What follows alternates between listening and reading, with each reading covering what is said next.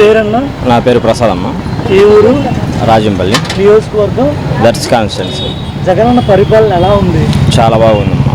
ఎలాంటి ఇబ్బంది ఏం లేదు. చాలా సక్సెస్ఫుల్గా 5 years చాలా బాగా చేశారు.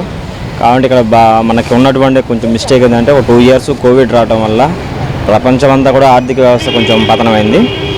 దాంట్లో కూడా ఇంటింటికి కరువు బత్యంగా 1000 రూపాయలు అందించడం కానీ, వాలంటీర్ వ్యవస్థ కానీ, ఆ తర్వాత 2 times రైస్ అందించడం కానీ, కోవిడ్ వ్యాక్సిన్స్ కానీ, ఇవన్నీ కూడా చాలా చాలా కేర్ఫుల్గా ఒక బాధ్యతగా కుటుంబ ఫ్యామిలీ పెద్దగా చాలా బాగా తీసుకున్నారు. చాలా బాగా చేశారు. ఎలాంటి ఇబ్బంది ఏం లేదు.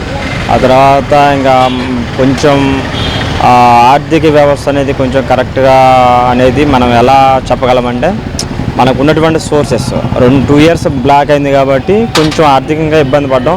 కేంద్రం నుంచి కూడా మనకు రావాల్సిన కొన్ని నిధులు సక్రమంగా ఇవ్వకపోవడం, ఆ ఇచ్చేటువంటి నిధులలో ప్రతిపక్షం వాళ్ళు అడ్డుపడటం, ఇటువంటి అనే కారణాల వల్ల జగన్ కొన్ని చేయలేకపోయారు. ఈసారి మాత్రం అవకాశం ఇస్తే 100% సక్సెస్ చేస్తాడు. అంటే ఇప్పటికీ 99% చేసి అంటున్నాడు. ఈసారి గవర్నమెంట్ కానీ ఫామ్ చేస్తే 100% సక్సెస్ చేస్తాడని మాకు పూర్తి నమ్మకం ఉంది. సార్, దర్శిలో అసెంబ్లీ ఎన్నికలు జరగబోతున్నాయి. వైఎస్ఆర్ కాంగ్రెస్ పార్టీ నుంచి బూచేపల్లి గారు బరిలో ఉన్నారు, టీడీపీ నుంచి లక్ష్మీ గారు బరిలో ఉన్నారు. వీళ్ళిద్దరు ఎవరు గెలవడానికి ఛాన్స్ ఉంది ఇక్కడ? ఓకే అంటే లక్ష్మీ గారు అంటే ఇప్పుడు వచ్చారండి. ఆవిడ ఇంకా ఎవరికంత నోటెడ్ ఏం కాలేదు. ప్లస్ ఇతను అధికార పక్షంలో ఉన్నప్పుడు ఉన్నారు.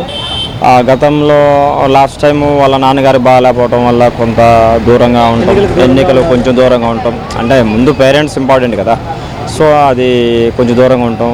అయినా కూడా ప్రజల్ని ఎవరిని వదిలిపెట్టకుండా కార్యకర్తలతోనూ ఇక్కడ ఉన్నటువంటి ఏ చిన్న ఫంక్షన్ జరిగినా జస్ట్ ఇట్లా ఇంటిమేషన్ చేయడంతోనే ఆ ఫ్యామిలీ పర్సన్ లాగా కలిసిపోవటం కానీ, వాళ్ళకి ఏదైనా చిన్న కష్టం ఉన్నా ఆ కష్టంలో ఎమ్మట ఆదుకోవటం కానీ, ఎవరైనా చనిపోయినా ఆ చనిపోయిన పేద వాళ్ళు ఎవరైనా ఉన్నట్లయితే ఈయన వంతు ఆర్థికంగా వాళ్ళకి సహాయం చేయటం.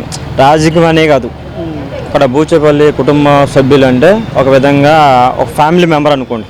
ఒక ఫ్యామిలీ మెంబర్, తెలిసిన వ్యక్తి, మనకి దగ్గర వ్యక్తి, బొదుగురుపాటు దగ్గరే వాళ్ళ మొత్తం నేటివ్ ప్లేస్ కూడా.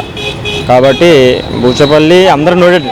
చిన్న పిల్లోని అడిగినా కూడా బూచేపల్లి ఎవరంటే చెప్తారు, ఇక్కడ పలానా వ్యక్తి అనేసి చెప్తారు అన్నమాట. అది నియోజకవర్గంలో ఇంకో ప్రధానంగా వినిపించే మాట ఏంటంటే బూచేపల్లి గారు సుబ్బారెడ్డి చారిటబుల్ ట్రస్ట్ ద్వారా చాలా మంచి పనులు చేస్తున్నారని చాలామంది చెప్తున్నారు. ఎంతవరకు నిజం అది?